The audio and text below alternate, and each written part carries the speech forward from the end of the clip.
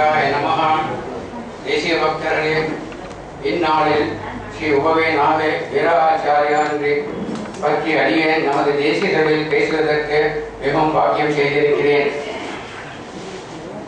உபவே நாகை வீராச்சாரியர் என்றால் பல பேருக்கும் தெரியாது. ஆனால் பட்டண்ணா சுவாமி என்றால் தெரியாதவர்கள் சொற்பமாகத்தான் இருப்பார்கள். இந்த சுவாமி இளம் வயதிலிருந்து வைதிகராக வளர்ந்தவர். பெரிய பெரிய மகான்களிடமும் காலட்சேபம் செய்தவர். எல்லா ஆச்சாரியர்களிடத்திலும் மிகவும் பிரியமானவரும் பழையனரும் கூட.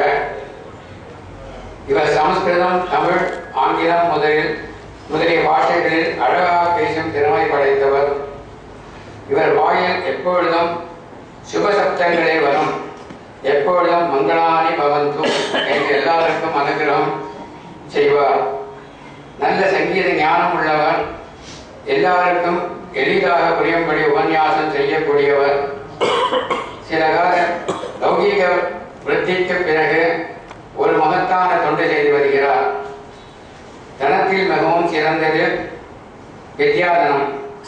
இவர் மைசூரில் ஒரு பாடசாலை அமைத்து சனதான தர்மங்களை குழந்தைகளுக்கு சொல்லிக் கொடுத்து வருகிறார். சிறிதாக ஆரம்பித்த இந்த பாடசாலை இன்று ஒரு கலா பாடசாலையாக வளர்ந்து இருக்கிறது. பாடம் மட்டும் சொல்லாமல் வாழ்க்கை முறையும் தர்ம நெறியும் ஊட்டி வளர்க்கிறார் இந்த குழந்தைகளுக்கு. அவர்கள் நிச்சயம் நமது சம்பிரதாயத்தை நாளை தலைமுகத்தினருக்கு எடுத்துச் சொல்லுவார்கள் என்பதில் சந்தேகமில்லை. பெரிய மனங்களும் ஸ்தாபனங்களும் சாதிக்க முடியாததை இந்த சுவாமி தனிநபராக சாதிப்பது பெரிய சாதனையாகும். நாம் எல்லோரும் இவருடைய முயற்சிக்கு உறுதுணையாக இருக்க வேண்டும். இனிவரும் இந்நாளில் இவருடைய உபன்யாசத்தை கேட்டும் இவருடைய பாடசாலைக்கு எவ்வாறு நாம் உதவலாம் என்று பேசியும் சுவாமி தேசிகரின் திருவுள்ளத்திற்கு உகந்த கைங்கரியத்தை செய்ய வேண்டும் என்று பிரார்த்திக்கிறேன்.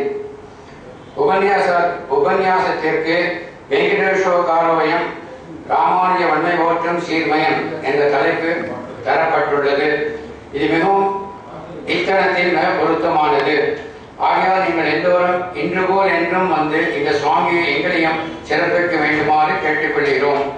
வாக்கியதோட சந்தோஷம்.